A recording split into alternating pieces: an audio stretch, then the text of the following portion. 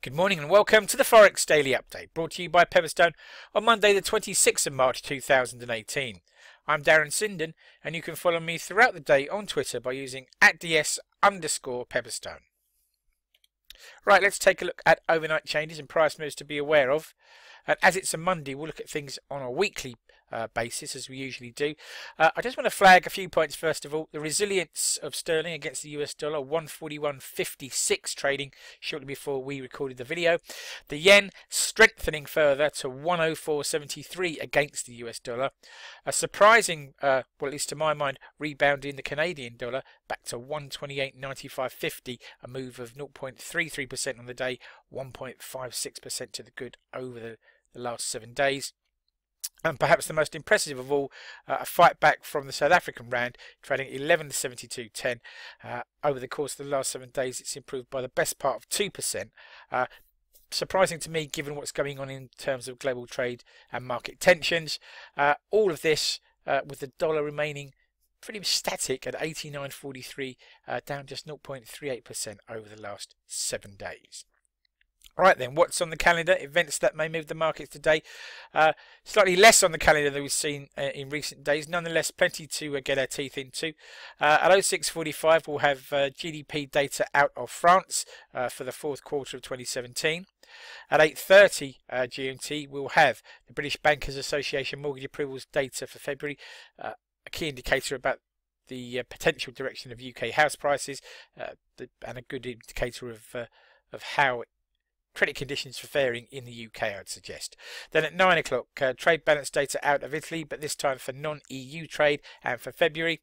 12:30, we move over to the US for the first of today's regional Fed activity statistics. I can hardly say that word. And this is Chicago Fed National Activity Index data for February. And that'll be followed at 14:30 by Dallas Fed Manufacturing Business Index data for March. So a snapshot there of regional US economic activity. At 15:30, we'll see the start of a period of bill and bond auctions from the US.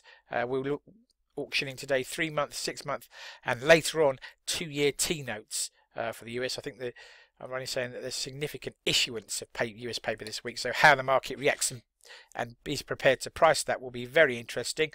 And then we have two central bank speeches to look forward to. First of all, the Fed's William Dudley speaking at 17:30 GMT, and then at 20:30 the FOMC member Mester will be standing up to give us the benefit of their experience.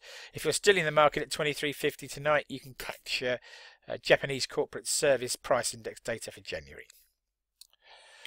Right then, breaking news and comment that's caught my eye overnight and over the weekend. First of all, Asian equities start the week lower after Friday's US sell-off, but Korean trade concessions offer a glimmer of hope, and it would appear that the Koreans and the Americans have reached some kind of deal. More details likely to emerge on that, I suspect, over the course of the day.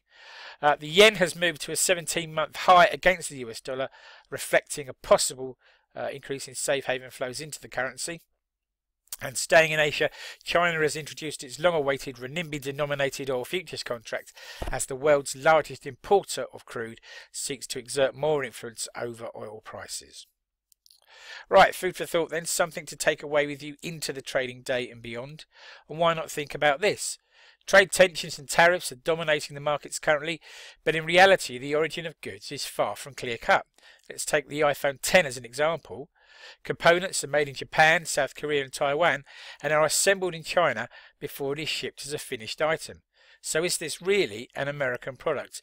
And the chart to the right, which is sourced from Reuters research, just tries to quantify the scale of US imports from China, and you can see that cell phones and other household goods account for around $70.4 billion annually.